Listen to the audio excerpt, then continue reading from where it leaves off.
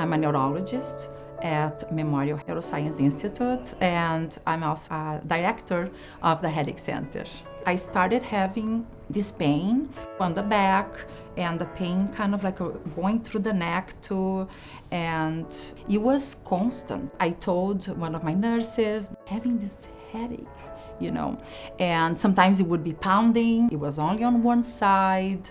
It was getting worse over time. So these are all what we call the red flags for a secondary headache, which I did not really read myself on that. Her son called me. He told me something's wrong with my mom, and he put her on the phone, and she sounded like she couldn't really speak. And I said to myself, oh my God, is she having a stroke? And I said to him, please call 911. Apparently, once I got to the ambulance, I had a seizure like right there. She had one of the worst type of strokes you can have, the hemorrhagic type of stroke, in which not only do you have oxygen and nutrients being deprived to the brain, but also the bleeding within the brain could have caused permanent damage if we did not get to it in time.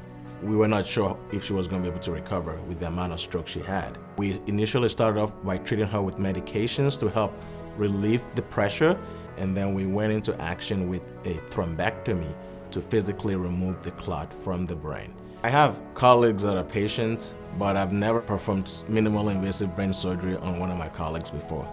I woke up right away, but then I couldn't express myself. I did speech therapy, initially occupational therapy. My focus was always to be a neurologist again. Nobody knew at that point. Now that she's back to her baseline, she's got a really good prognosis. She's sharp mentally, and she's able to serve her community. I am a different person today. I am a little bit more easy with myself. I allow myself to also laugh sometimes. Some of the patients know, so it's kind of like sometimes it's a little different because I say like, how are you doing today? And then some of my patients, how are you doing today? Are you doing okay? And it's so cute. My future, I want to continue to be a neurologist as long as I can.